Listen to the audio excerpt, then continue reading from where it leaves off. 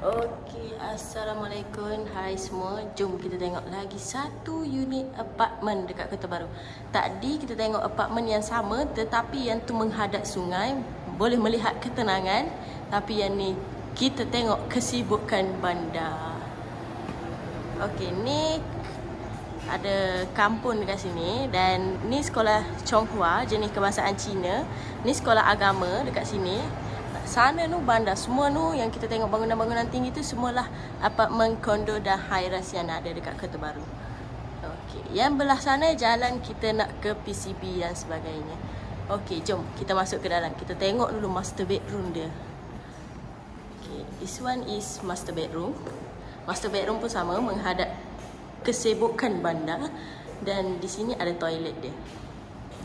Okey, kita move ke ni area kitchen dia dan di sini kalau kita boleh tengok laundry area macam tadi juga dia punya layout dan this one store punya area.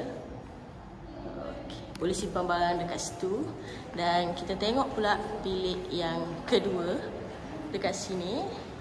Bilik kedua dia sama macam master bedroom menghadap kesibukan bandar dan kita boleh tengok ada kampung dekat sini. Okey, jom kita ke bilik yang ketiga.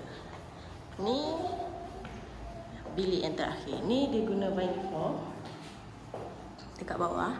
Dekat luar dia pakai tiles.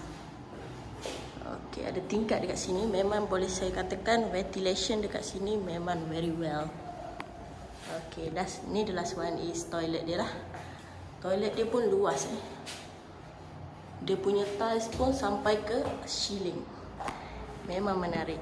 Kalau nak tahu maklumat lanjut untuk sewa dan juga beli rumah ini, unit ini, boleh hubungi 0113758140. Bye bye.